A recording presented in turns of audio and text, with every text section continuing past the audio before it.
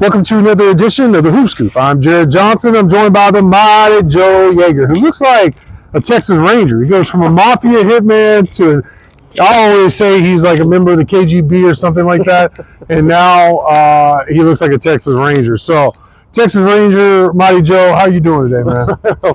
Pretty good. You know, I felt like I was kind of out of my element if I was a KGB guy. I mean, hey, we're in West Texas, right? You're supposed to, kind of look the part a little bit, so maybe that's what's going on. I don't know. You definitely look the part. You look like you can kick somebody's butt for sure. And speaking of kicking butt, that's what Texas Tech basketball has been doing. They've won 5 of 6. They're off to a 5-2 start in the Big 12. And the only loss in that 6-game stretch was by 1 point in overtime to Iowa State. And really, they led for the majority of that game. It wasn't for some blown free throws by guys who normally, and have since knocked them down in clutch situations, both in regulation and overtime. If one for that, give Iowa State credit. Like I've already said, they earned that win, tough road win here at Texas Tech. But bottom line is, from Tech's perspective, they've been kicking butt. No rolling, mighty Joe. What's your thoughts on this stretch where Texas Tech's won 5 of 6? Yeah, I mean, basically, once they went to Utah, that seemed to be like the cure-all for them, the panacea. I mean, killed it against Utah, won by, 28 or something like that. Yeah. Big number. Beat a pretty dangerous BYU squad at their place, and it's hard to beat them there. I mean, they've got 16,000, 17,000 people there on a regular basis. Anytime you win there, that's good. And they've just been killing it on the road, man. Yeah. I mean, undefeated on the road in Big 12, 4-0 right now. And, I mean, that's to me the thing that really, really stands out, because it takes an extra level of focus and toughness to win on the road in conference. I mean, the teams that do that are the ones that are legit. Yeah. So now we've still got a long, long ways to go. But starting off 4-0 on the road, I mean, you can't do any better than that. So looking really good right now, and looking forward to seeing further progression and see what happens. Yeah, and some of the things I like from what I've seen, like, we knew this was going to be a good offensive team, good three-point shooting team. I mean, we felt pretty confident about it. But it seemed like for a while there, whether it was JT Toppin hurt or sick or someone else, it just seemed like they couldn't get right. And knock on wood, it seems like the team's healthy, they're coming together. And one of the things that I've really enjoyed, and you've nailed it in your Jaeger shots, of course, was they dominated the glass.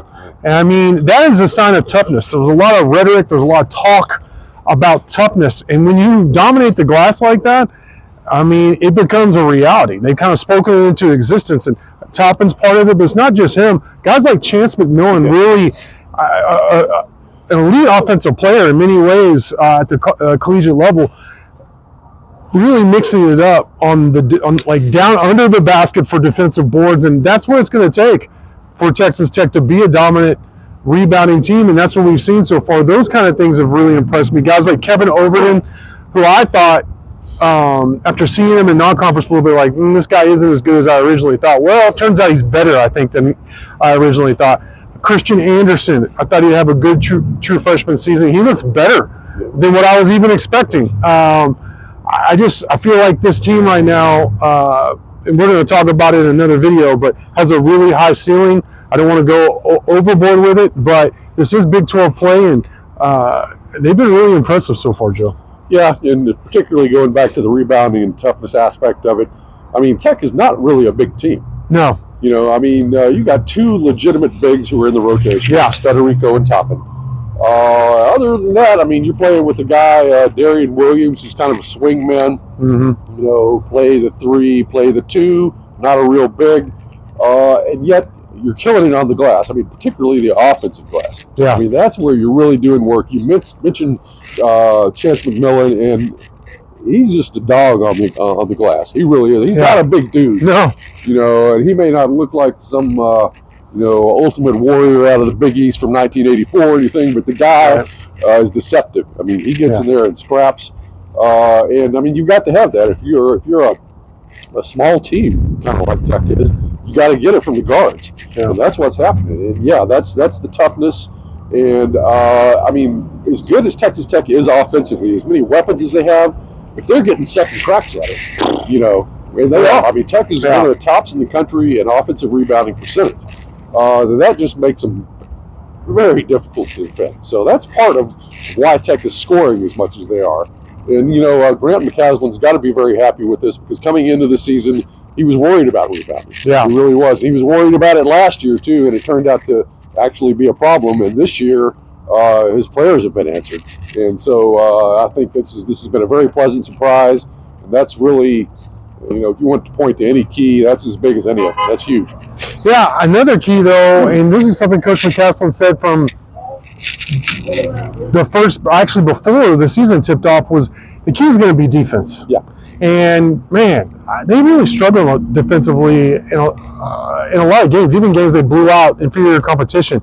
But like you said, it was like the end of the first half at Utah, things changed defensively, and just in terms of intensity. Now, there's been lapses here and there, of course, but for the most part, the intensity on defense has improved. They've ratcheted it up, and I think that's been a big difference on their play. Yes, yeah, the defense is, the step up is primarily from the defense. I mean, I think the rebounding has really pretty much been there all year. Yeah. The scoring has been there all year. Yeah. But the defense was the one thing that had to really kick it up if Tech was going to make any noise, and that has definitely happened. It happened exactly when you said.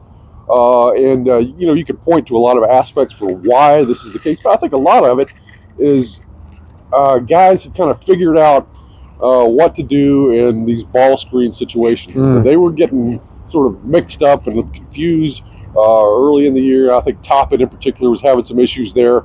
But basically everybody that you're putting in the rotation, I think they're making the right reads and understanding what the offense is doing a heck of a lot better. So you're not just giving up as much stuff as you used to be. And, I think you're closing out better on 3-point shooters. You're not seeing as many. I mean, occasionally there'll be a bust. Yeah. But that's going to happen. But for the most part, they're contesting those shots pretty well.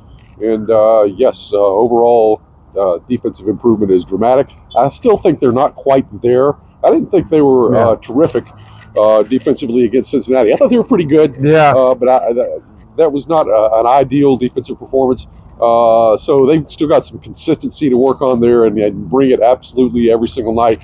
But compared to where they were, a month ago, much, much better. You got to be happy with it. Yeah, I think that's a good point. There was I remember at one point against Cincinnati, I was like, it's a layup line for them, Oh, yeah. And they got things together. And bottom line is you held them to 61 there.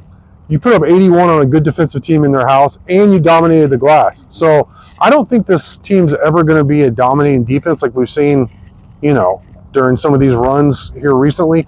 But it could be a dominant offensive team, and it could be a dominant rebounding team.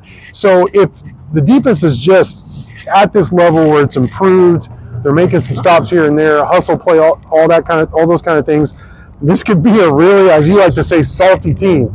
And it's going to be really exciting to watch. Now, up next, the Red Raiders host the Oklahoma State Cowboys here, 2 o'clock Sunday, actually, which I'm looking forward to the game, but there's some NFL playoffs. Some guy named Patrick Mahomes has a big matchup against Josh Allen and the Buffalo Bills in the AFC Championship that day. So I'm glad things are kind of getting – I'm glad we can record football games and watch things live and cover the games, because I'm excited about the whole slate of sports on Sunday, and things tip off with that matchup, Tech and Oklahoma State. What's your key for that matchup for the Red Raiders? Oklahoma State's not great. Yeah. But they're a Big 12 team, and they've won a few respectable. Got a couple of good wins this year. I mean, they're not just chopped liver or anything. A couple of things to look at with them is, number one, they get to the line an awful lot. And they shoot it pretty well once they get there. Not great, but 73%, pretty good. And Texas Tech, at times, has been a little bit foul prone. I think they were foul prone a little bit against Cincinnati. You see that pop up from time to time. And Grant McCaslin talks about that a lot. How do we be physical on defense without fouling? Yeah. Trying to find that line there. So that's something to keep an eye on. You don't want to be sending them to the line too often. That may allow the Cowboys to stick around a little bit. And they got a couple of really good bigs. Abu Usman and Marcellus Avery. Usman goes about 6'10", Avery 6'8". He plays a lot bigger than 6'8", and he can step out and hit the three. He was good at UCF. I thought he was good at UCF. He's still good at Oklahoma State. Those two guys will be a challenge inside for Toppin and Federico. You know, they're going to have to bring it and play well in this game to crush any embers and not give them any hope. But I think those are the two things, that the free throw shooting and the big men matchup inside is what you need to keep an eye on. You know, it seems like even mediocre Oklahoma State teams have played Tech well when Tech's been like, making runs to the Sweet 16 and stuff like that. Even Lindy here. Waters. Yeah, Lindy, I'll never forget that, boy. I was here for that at the USA. But, Tech has another opportunity to keep rolling here against a conference opponent. Once again, that's Sunday. And Mighty Joe, man, it's great to be back on campus shooting these videos with you. Great stuff from you as always. Thank you. Thank you. Thank you all for watching, and until next time.